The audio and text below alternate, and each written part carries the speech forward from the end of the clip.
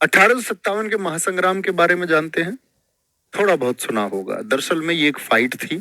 देखें, 1857 के स्वतंत्रता संग्राम को प्रथम स्वतंत्रता संग्राम कहा है विनायक दामोदर सावरकर ने। एक पहला स्वतंत्रता संग्राम था। 1857 की क्रांति एक षड्यंत्र थी, ये कहा है आपका जेम्स आउटरम टेलर ने। ये वही टेलर है जिसने डलहौजी को रिपोर्ट दी थी कि अवध में वाजिद अली शाह सही शासन नहीं कर रहा है और अवध पर कुशासन का आरोप लगा के 1856 में अवध को हड़प लिया गया था। और क्या था दरअसल में धार्मिक कारण क्या थे 1857 क्रांति के? धार्मिक कारण थे, मैंने आपको बताया, सती प्रथा पर रोक लगी।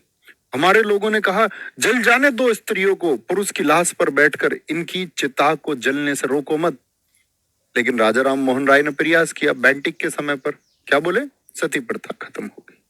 भारतीय लोगों को दिक्कत हुई, बोले अंग्रेज तो हमारे रीति रिवाजों को छेड़ रहे हैं।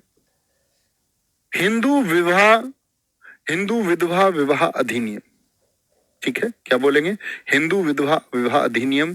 क्या हो गया आपका? मैंने बोला पुनर्विवाह कब आया था? बोलेंगे हिंदू विधवा पुनर्विवाह अधिनियम। बोले कि विधवाओं की शादी होंगी। केतन राणा जी सब ठीक है, मैं एकदम ठीक हूं, थैंक यू पूछने के लिए। हिंदू विधवा पुनर्विवाह, बोले हिंदुओं की शादी होगी तो धार्मिक कारण हो गए, लोग खिलाफ हो गए अंग्रेजों के। आर्थिक कारण क्या था?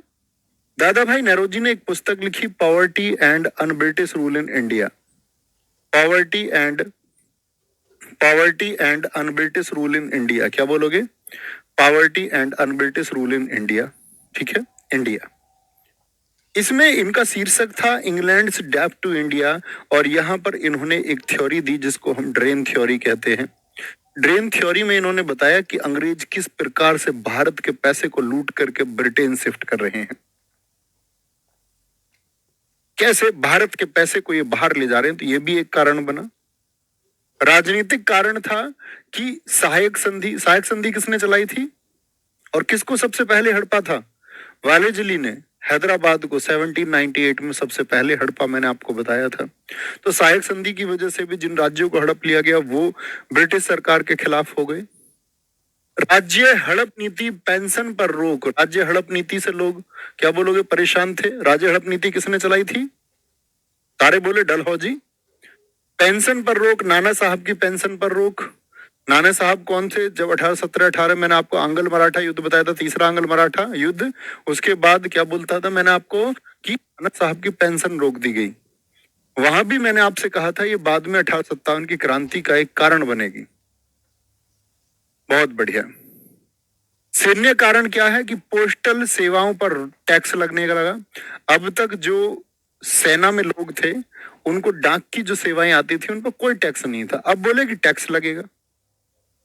समुद्र पार जाने की बात हुई, बोले समुद्र पार अब सैनिकों को ले जाया जाएगा। तो भारत के जो सैनिक ईस्ट इंडिया कंपनी में काम करते थे उनको तो अब तक समुद्र जाने की बात जो थी, हमारे यहाँ समुद्र को एक मिथ फैला हुआ था कि समुद्र में जाना पाप है, समुद्र पार जाओगे तो पाप हो जाएगा, ठीक है। अफवाह भी थी एक कारण शुरू होने का। अफवाह थी प्लासी के युद्ध के 100 वर्ष बाद अंग्रेज शासन खत्म हो जाएगा। प्लासी का युद्ध कब हुआ था बोले जरा? प्लासी का युद्ध हम बंगाल के नवाबों में पढ़ेंगे, मैंने वैसे भी बताया आपको, ठीक है। क्लाइव के समय प्लासी का युद्ध 1757। कहते थे अंग्रेज भैया अब जो है 100 साल बाद चले जाएंगे। लोगों को दिमाग में ये भी मिथ था।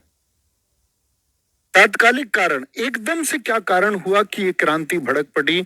पता चला कि कारतूस में गाय और सुअर की चर्बी का मिला होना।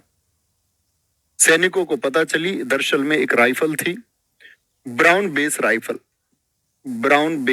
राइफल का नाम है जैसे आज राइफल होती है। आप पुलिस में जाएंगे, दिल्ली पुलिस में आपको यूएमपी मिलेगी, AK-47 मिलती है जिसको AKM के नाम से आप जानते हैं। 7.62 mm इंसास राइफल आपको मिलेगी, 5.56 mm की गोली का डायमीटर होता है। ऐसे ही ब्राउन बेस होती थी, उसको बदल के एक राइफल आई आपका इनफील्ड राइफल 1856 में। 7.62 mm की राइफल थी, यानी गोली का व्यास था इसकी का। तो इसका जो कार्टेज था, कारतूस था, उसमें पता चला गाय और सुअर।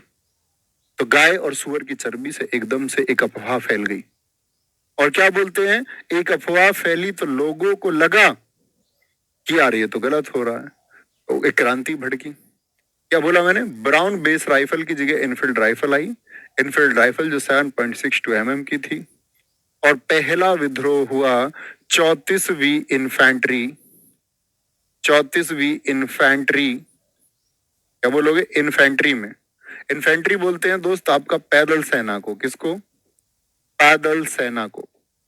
आप लोगों ने कभी कैंट सुना है? कैंट, मेरठ कैंट बहुत सारे लोगों ने सुना होगा। दिल्ली कैंट। कैंट का मतलब होता है कैंटोनमेंट, यानी कि छावनी। छावनी का मतलब है जहां सेना रहती है। तो ये बैरकपुर छावनी में पहला विद्रोह हुआ। कब हुआ था? 29 मार्च 1857 को। और कहां पर पड़ती थी ये बैरकपुर छावनी? बंगाल में। और ये विद्रोह किया मंगल पांडे ने। मंगल पांडे ने किसको? लेफ्टिनेंट बाघ को गोली मारी। उसने कहा कि ये कारतूस मैं नहीं खोलूंगा।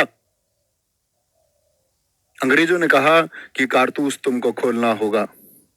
उसने बोला कि मुझको पहले इसका स्ट्रक्चर दिखाओ, ये गोलियां कैसे तैयार हो रही हैं, उसका जो प्रोफार्मा है उसको मुझे दिखाएं और ये निश्चित किया जाए कि इसमें गाय की चर्बी नहीं है।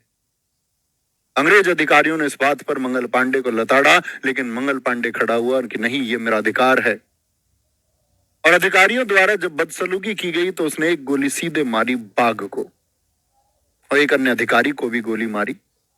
तो क्या बोलेंगे? लेफ्टिनेंट बाघ को गोली मारी और इसी की वजह से 8 अप्रैल 1857 को फांसी हुई है मंगल पांडे को। 8 अप्रैल को। इसके बाद में जब मंगल पांडे को फांसी हो गई तो ये विद्रोह थोड़ा सा दब गया। इस विद्रोह की जो सही तारीख है वो 10 मई 1857 मानी जाती है इतिहासकारों के द्वारा, क्योंकि मंगल पांडे अकेले ने विद्रोह किया। कोई लोग, कोई सैन्य शक्ति उसके साथ नहीं थी, ना कोई दल था, ना कोई नेतृत्व था। 10 मई 1857 मेरठ की भूमि को माना जाता है कि 1857 की क्रांति शुरू हुई। बाबा धन सिंह कोतवाल गुजर, जो एक जेल में उस समय आपका अधीक्षक हुआ करते थे, उन्होंने जेल के दरवाजे खोल दिए। उन्होंने कहा कि तुम सबको दिल्ली जाना होगा। बागपत और बड़ौत जो कि मेरठ के पास में है, यहां पर बाबा साहमल जाट ने लोगों को एकत्रित किया और कहा कि तुमको दिल्ली जाना होगा। इन्हीं के आसपास के इलाके में, बुलंदशहर के आसपास में, दादरी के रहने वाले राव उमराव सिंह गुर्जर यहाँ सूरजपुर कोतवाली में लोगों को इकट्ठा करते हैं, कहते हैं दिल्ली चलना होगा। तो सब लोग दिल्ली चले। अब ये दिल्ली क्यों जा रहे हैं? क्योंकि सब लोगों को पता है कि अंग्रेजों से लड़ना है तो एक नेतृत्व चाहिए, और एक नेतृत्व कम से कम ऐसे आदमी का हो जिसके पास कुछ सेना हो। ऐसे में विकल्प एक ही था, बहादुर शाह। बहादुर शाह जफर, ये अंतिम मुगल सम्राट मैंने आपको बताया था। इसका शासनकाल था 1837 से 57। लोगों ने कहा अंग्रेजों से सही तो ये बहादुर शाह जफर है, तो इसको नेतृत्व करने को बोलते हैं। क्योंकि बहादुर शाह जफर को भी फरमान जा चुका था कि तुमको लाल किला खाली करना होगा, लाल किला खाली करना होगा। ठीक है, तो कहने का मतलब है उस भीड़ को इसका श्रेय जाता है मेरठ में शुरू करने का धन सिंह कोतवाल गुर्जर जी को, और इसके बाद में बागपत में बाबा साहमल जाट जी, इन दोनों लोगों ने उस टाइम इसको शुरू किया। ये जनता 12 नहीं 11 मई करना, ये जनता 11 मई 1857 को दिल्ली पहुंची। बहादुर शाह जफर द्वितीय को सम्राट घोषित किया, लेकिन बहादुर शाह की तरफ से वास्तविक नेतृत्व किसने किया? अख्त खान ने, यानी सैन्य कमांडर बना। क्योंकि बहादुर शाह जफर तो बूढ़ा आदमी है, बूढ़ा आदमी है। ठीक है, उसको तो एकदम से ऐसे लगा, ताकत आई उसके अंदर, अच्छा जनता मेरे साथ है, बोला देख लूंगा अंग्रेजों को, चलो। उसे थोड़ी पता थी कुछ गड़बड़ हो जाएगी। उसने सोचा इतनी सारी भीड़ आई, अब लड़ेंगे अंग्रेजों से, मरता क्या ना करता। उसके लाल किले को खाली करने का आदेश दे दिया। अंग्रेजों ने कह दिया, ओए जफर, तुम्हारे बाप का नहीं है लाल किला, इसको खाली कर दो, ब्रिटिश गवर्नमेंट का है। आगे इस विद्रोह का दमन अंग्रेजों को भी पता चला, भीड़ इकट्ठी चल रही है। निकोलसन सैन्य अधिकारी सेना हडसन को भेजा गया। निकोलसन इस विद्रोह में मारा गया, अंग्रेज अधिकारी है। क्या हुआ? बहादुर शाह जफर को इन्होंने, यहां देख लेना, ये बहादुर शाह जफर जो था, बहादुर शाह जफर बेचारा सोच रहा है यार अच्छा मरवा दिया इन्होंने इसको, बेचारे को भाग के ये दुबक गया हुमायूं के मकबरे में। काफी बड़ा हुमायूं का मकबरा, कुछ फैमिली को लेकर के हुमायूं के मकबरे में छिप गया। हुमायूं का मकबरा से इसको पकड़ा, खचेड़ के लेके गए इसको, बोले आ जा इधर। अंग्रेज ऐसे ही हाल करते थे। इसने कि बाबूजी मैं तो लोगों के चक्कर में आ गया था, कुछ ले दे के मतलब बन जाएगी बात नहीं। तेरे कान पे लगेगा, चल इधर।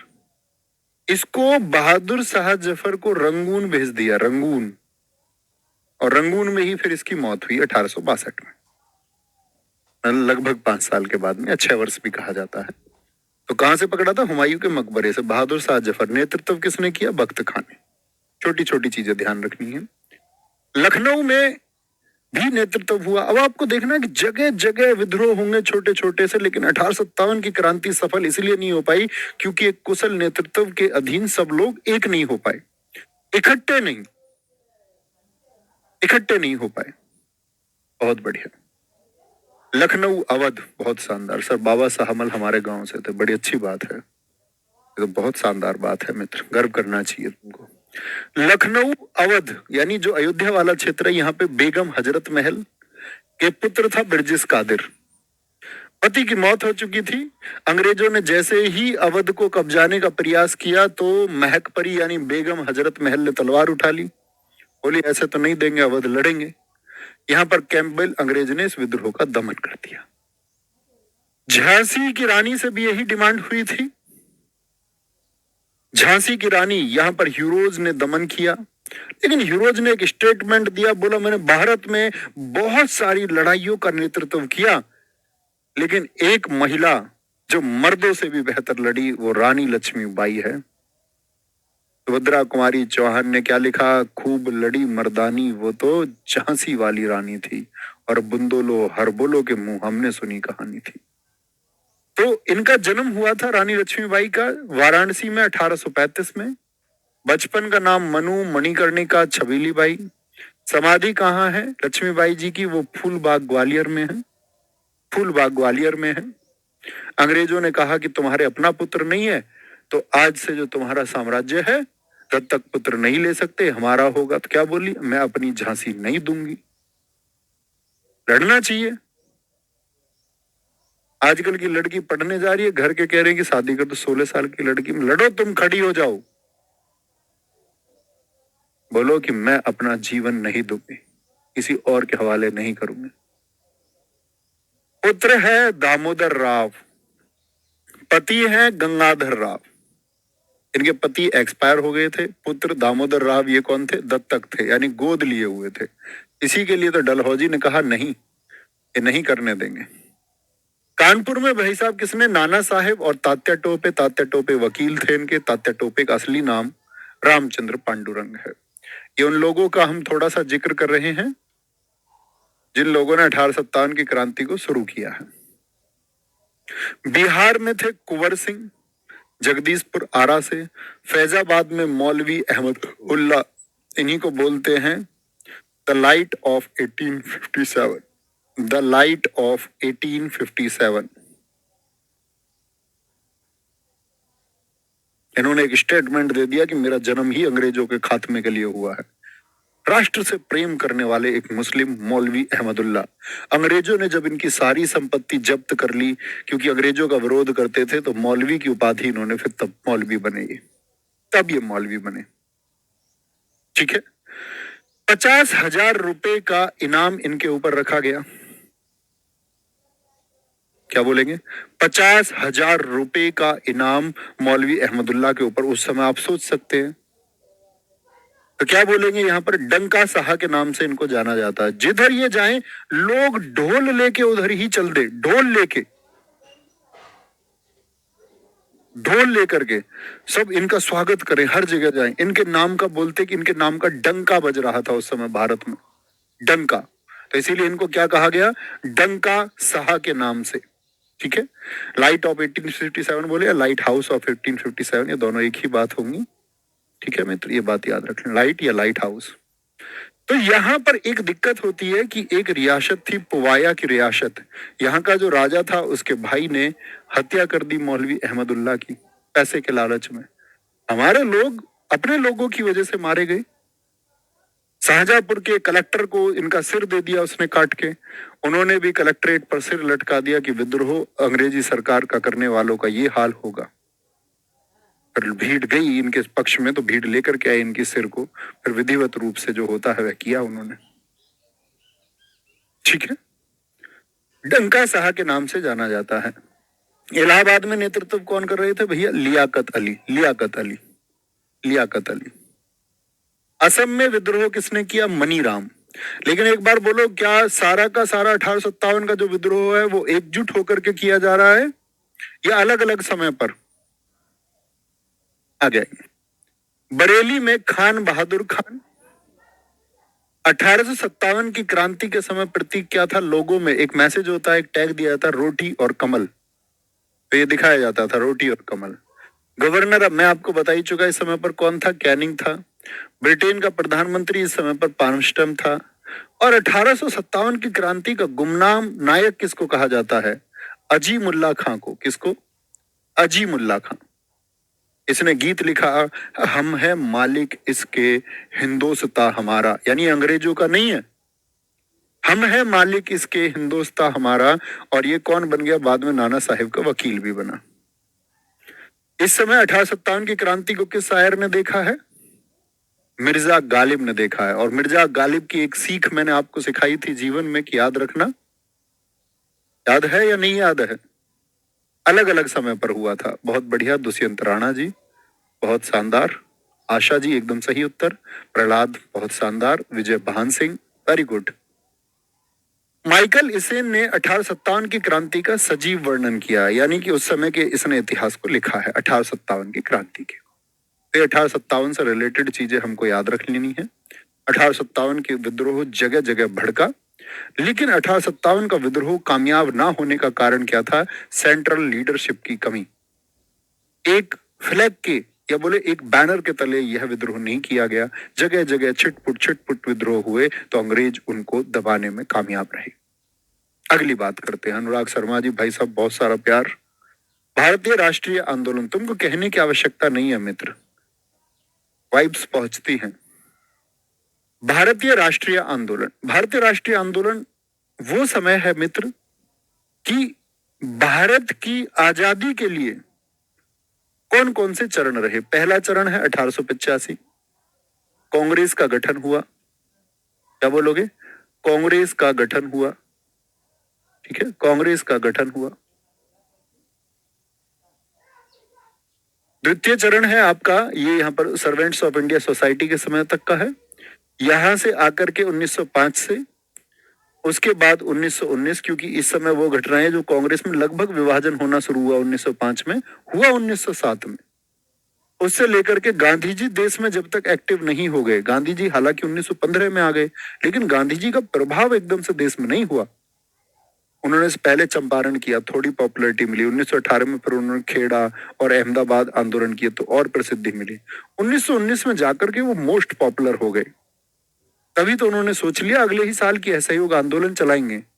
तो कहने का मतलब है 1919 से 1947 का समय गांधी युग है। कभी ये मत सोचना गांधी जी तो जी 1915 में आए, तो गांधी जी आते ही उनका युग शुरू नहीं हो गया देश में। समझ रहे हैं? बोले यस, गांधी जी आएंगे, पहले आंदोलन करेंगे, चंपारण जैसे आंदोलन 1917 में, और वो पॉपुलर होंगे 1918 के लास्ट में। 1919 से इसीलिए बोलते हैं। सर मिर्जा गालिब की स्टोरी बताओ। मिर्जा गालिब की स्टोरी मैं आपको बता चुका हूं मुगलों के अंतिम अध्याय में, जब मैंने आपको बताया है मित्र। नहीं, जब मैंने आपको बताया, एक नंबर हाईलाइट मत किया करो किसी बच्चे के, क्यों दिखा रहे हो नंबर? दिखा रहे हो यार, बच्चे का अच्छा डाउट दिखाओ। क्या बोलेंगे आपसे? मैंने बोला कि जब अब मैं बहादुर शाह जफर द्वितीय तुमको पढ़ाया तो वहां देखेंगे अनीश कुमार। ठीक है, शायद आपने वो क्लास नहीं किया। एक ही बात को दो बार नहीं बोल सकते, ये हुई ना बात। आई एम चपराना गुजर जी ने लिखा है कि जी ये चैम्सफोर्ड के समय की घटना है, जब गांधी जी भारत में आए। इसको मैं छात्र कहता हूं।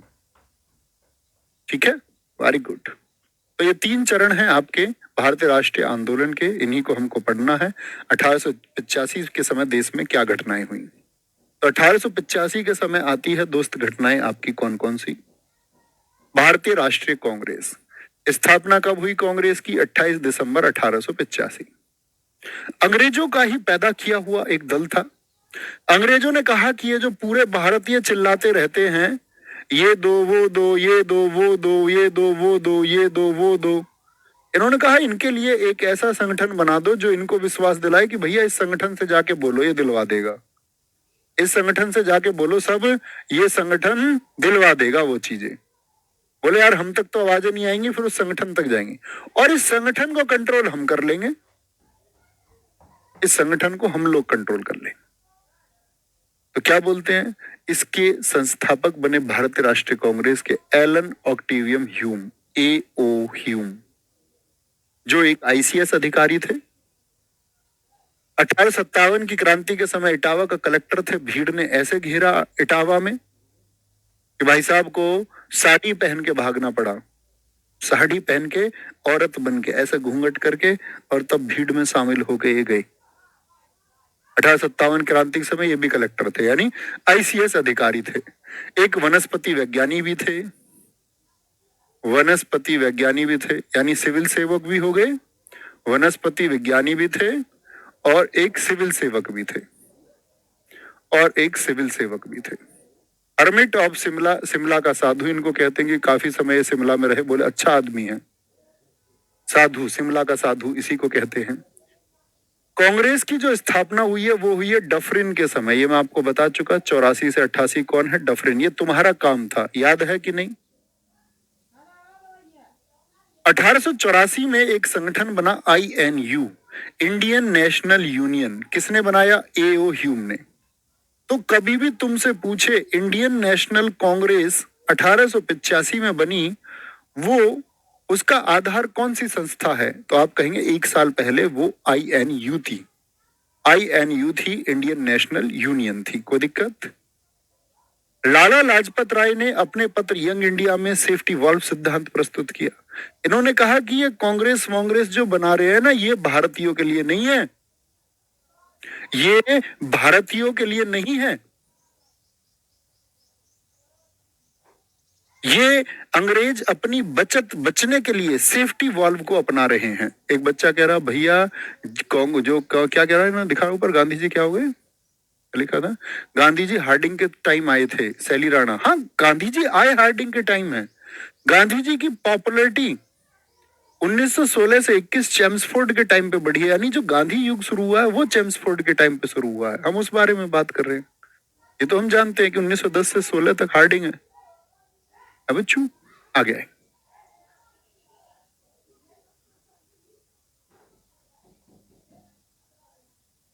कोई दिक्कत, कोई परेशानी? आ गया है।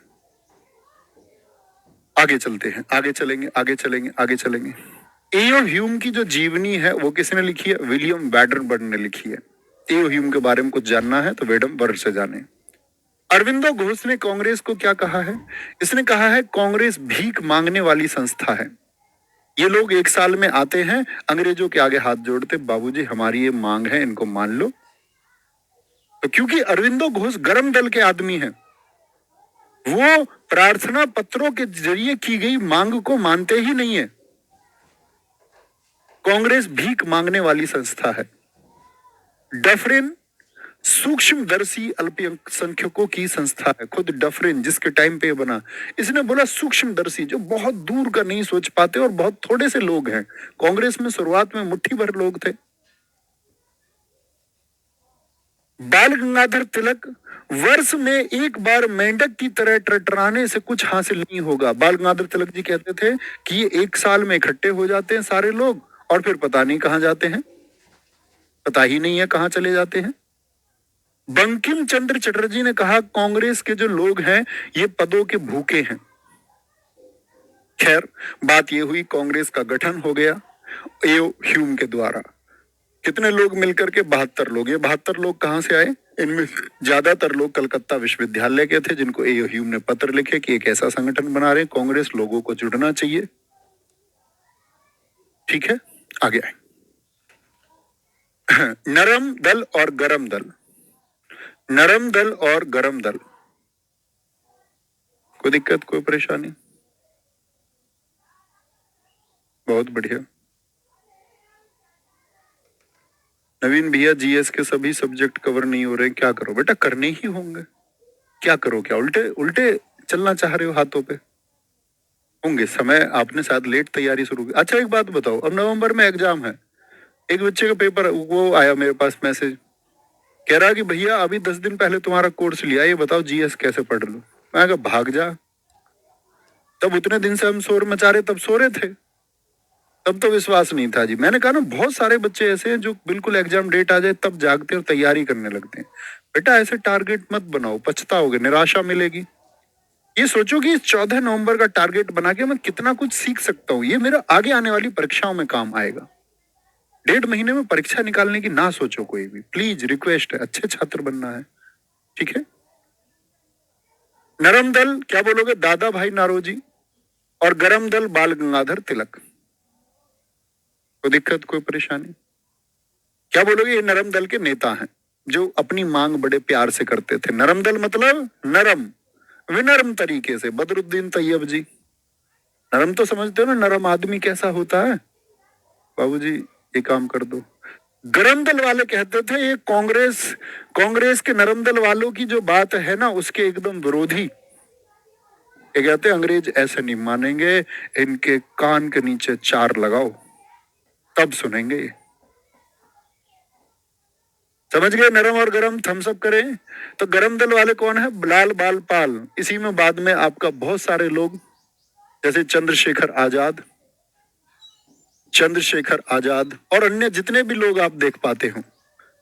गरम दल वालों में आपका सुभाष चंद्र बोस भी रहे, भगत सिंह रहे, राम प्रसाद बिस्मिल रहे। हालांकि वो कुछ टाइम के लिए कांग्रेस से जुड़े, उन्होंने संगठन ही अपना अलग बनाया, मैं आपको बताऊंगा, ठीक है। आगे आएंगे। वर्ष है, स्थान है, अध्यक्ष है और प्रमुख बात है। ध्यान से देखना, यानी क्या याद करना है, मैं आपको जो इंपोर्टेंट बताऊं वो मार्क करना दोस्त। वो मिल ही जाएगा आपको, पीडीएफ में पूरी डलवा देंगे सेम ऐसी। 1885 में कांग्रेस की पहली मीटिंग हुई।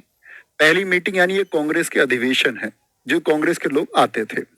गोकुल दास तेजपाल संस्कृत महाविद्यालय मुंबई में पहली मीटिंग हुई।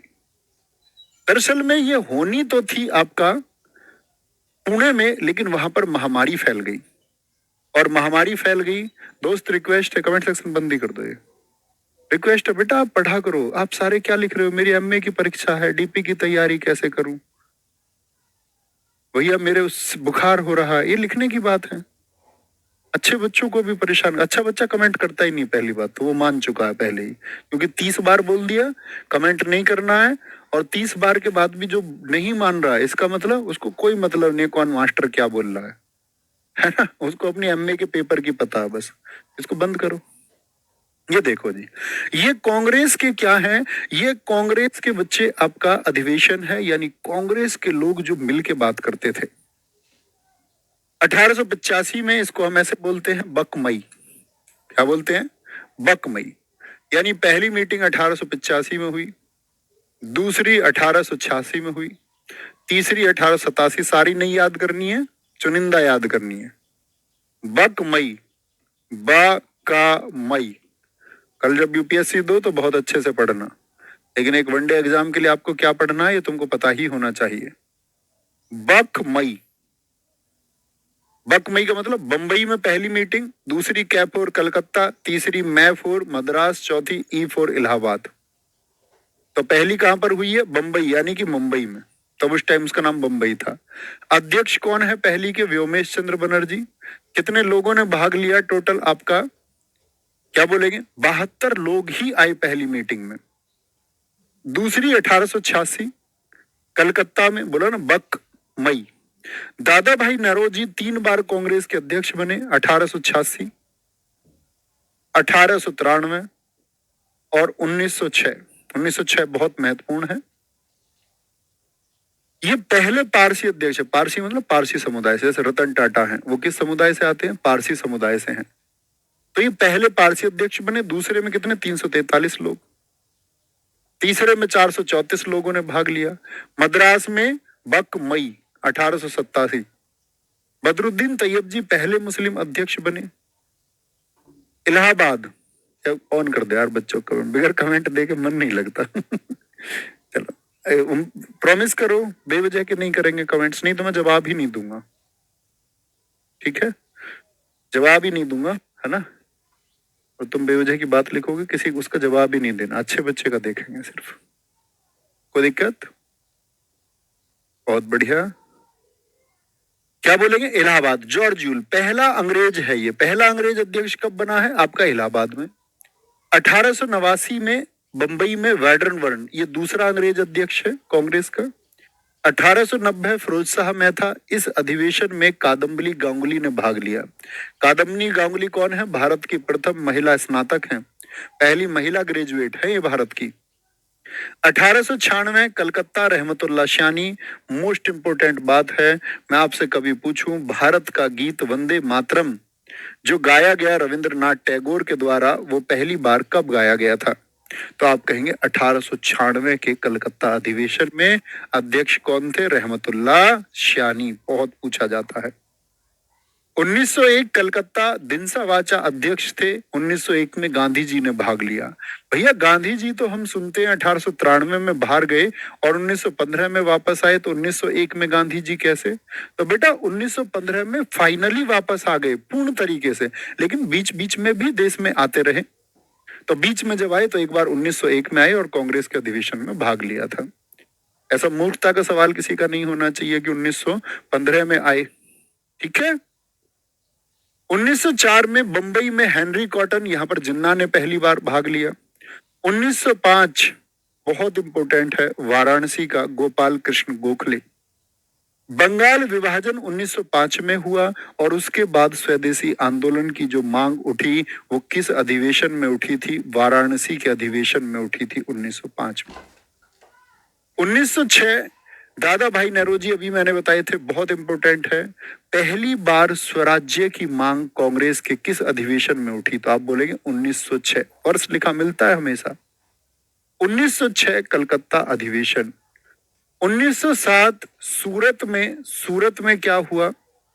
सूरत में नरम दल और गरम दल का विभाजन हो गया। यानी कि नरम दल और गरम दल, नरम दल वाले कैसे थे? उदार लोग थे। तो गरम दल वालों को इनकी पॉलिसी क्या पसंद आएगी? यस और नो। तो इन लोगों के बीच मतभेद हो गया। मतभेद हो गया कि ये दोनों लोग अलग अलग हो गए। बहुत शानदार, कैलाश मान जी ने लिखा है 1905 में करजन के समय पर बंगाल का विभाजन हुआ था। वेरी गुड, ऐसे सोचा करो, जोड़ा करो, ठीक है? आगे 1911 में कलकत्ता में पंडित बिशन नारायण धर अध्यक्ष थे, तब गाया गया है जन गण मन। जन गण मन कौन सी पत्रिका में छपा था पहली बार? तत्वबोधिनी पत्रिका में। तत्वबोधी पत्रिका में ये छपा है, ठीक है? क्या बोलेंगे जी? बहुत बढ़िया सर। वंदे मातरम तो बंकिम, हाँ वंदे मातरम बंकिम चंद्र चटर्जी का है, बंकिम चंद्र चट्टोपाध्याय जी का। मैं कह रहा हूँ रविन्द्रनाथ टैगोर जी ने उसको गाया है, लिखा नहीं है। लिखा बंकिम चंद्र चट्टोपाध्याय जी ने। आपने सुनी नहीं मेरी बात?